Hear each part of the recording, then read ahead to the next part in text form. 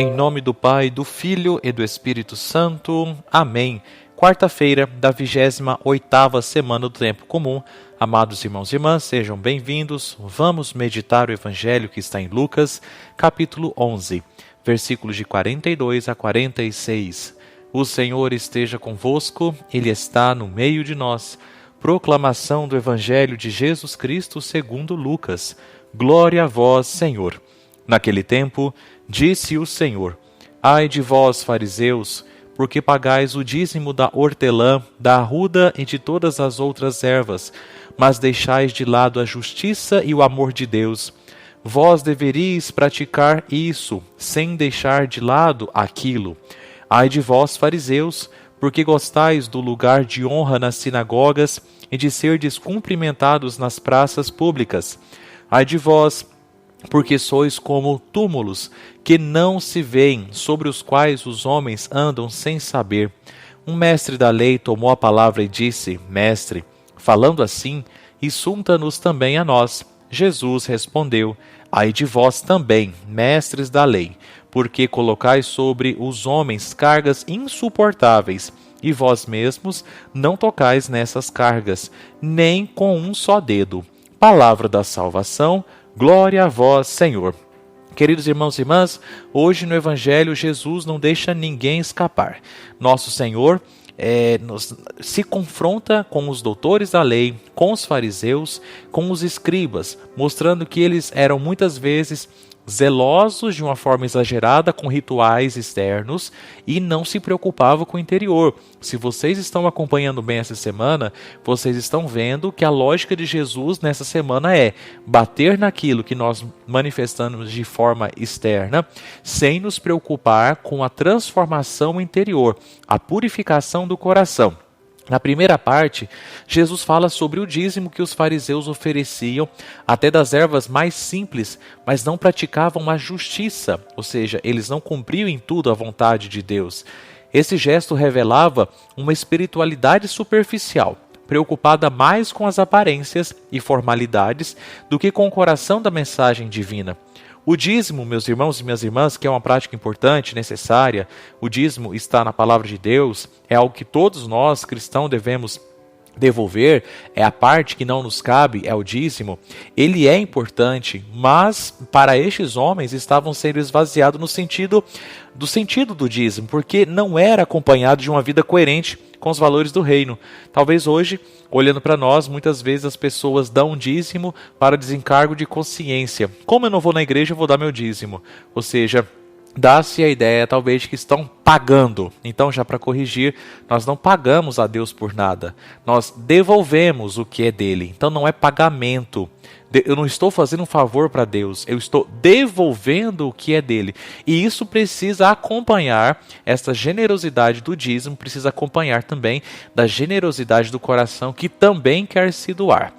Em seguida, Jesus também critica a busca dos fariseus pela honra e pelo reconhecimento público. Eles gostavam de ser vistos e admirados pelos outros, ocupando os primeiros lugares nas sinagogas e sendo saudados nas praças. Aqui Jesus condena o orgulho espiritual, a falta de piedade que procura status e prestígio. Tem pessoas que estão na igreja só para serem aplaudidos.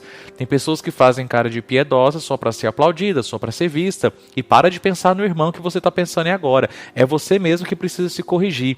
Meu irmão, a gente tem uma mania muito feia de que quando um assunto do evangelho talvez nos lembra alguém, ao invés de a gente esquecer essa pessoa, ou talvez rezar por ela, a gente fica assim: mas o fulano faz isso.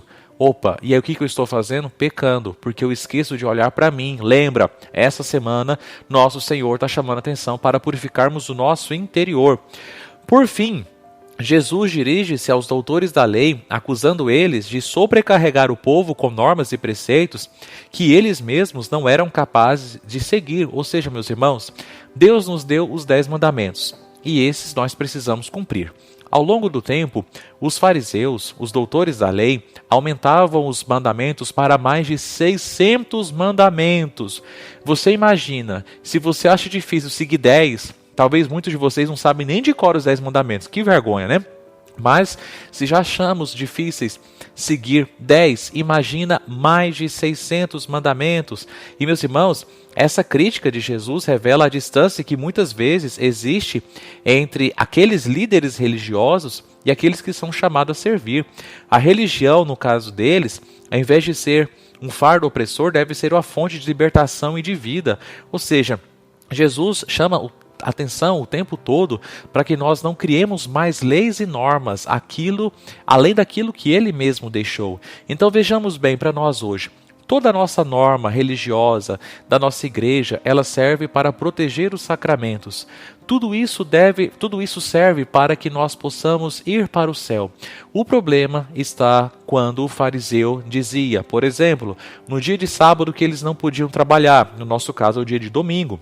Mas então, eles normatizavam o seguinte: você precisa contar tantos passos no dia de sábado. Ou seja, sobrecarregavam as pessoas a contar passos, não podia cortar a comida de tal jeito, de tal forma, tinha que lavar o copo de tal forma, porque senão você estaria trabalhando, se você cumprimentar alguém que não era judeu, você tinha que chegar em casa, tomar um banho de purificação, porque você estaria contaminado.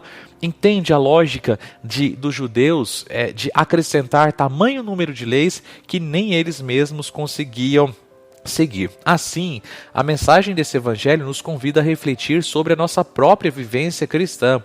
Estamos mais preocupados com os rituais externos ou com o amor que transformamos em atitudes concretas? Lembrando que já vimos falando, todo ritual externo precisa nos converter internamente.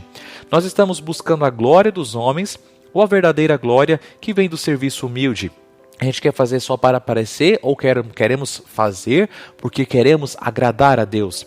E a nossa fé é uma fonte de vida e de alegria para mim e para os outros, principalmente para Deus?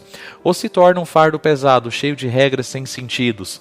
Nós precisamos tomar muito cuidado com isso e, repetindo, as regras servem para proteger o sagrado, mas nunca nós podemos acusar alguém de não estar seguindo a regra se isso não fere o sagrado. Talvez é coisa que você está inventando. Então tomemos muito cuidado, sejamos fiéis à lei de Deus, mas tomemos cuidado para que na nossa cabecinha a gente não vá inventando mais e mais regras que impeçam as pessoas de poder rezar de forma tranquila. Que o Senhor nos ajude a viver uma fé autêntica, pautada na justiça, pautada no amor, na misericórdia, na verdade que brota do coração, e que tudo que nós façamos que seja para a maior honra e glória de nosso Senhor Jesus Cristo. Amém.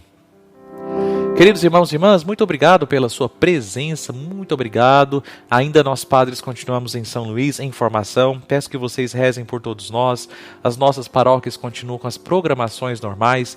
Estejamos atentos com as celebrações da palavra. Estejamos atentos com os terços que vão ser rezados. Busquemos viver a presença de Deus. Rezemos juntos um Pai Nosso e uma Ave Maria. Pai nosso que estais nos céus, santificado seja o vosso nome. Venha a nós o vosso reino, seja feita a vossa vontade, assim na terra como no céu. O pão nosso de cada dia nos dai hoje, perdoai-nos as nossas ofensas, assim como nós perdoamos a quem nos tem ofendido. E não nos deixeis cair em tentação, mas livrai-nos do mal. Amém. Ave Maria, cheia de graça, o Senhor é convosco. Bendita sois vós entre as mulheres, e bendito é o fruto do vosso ventre, Jesus.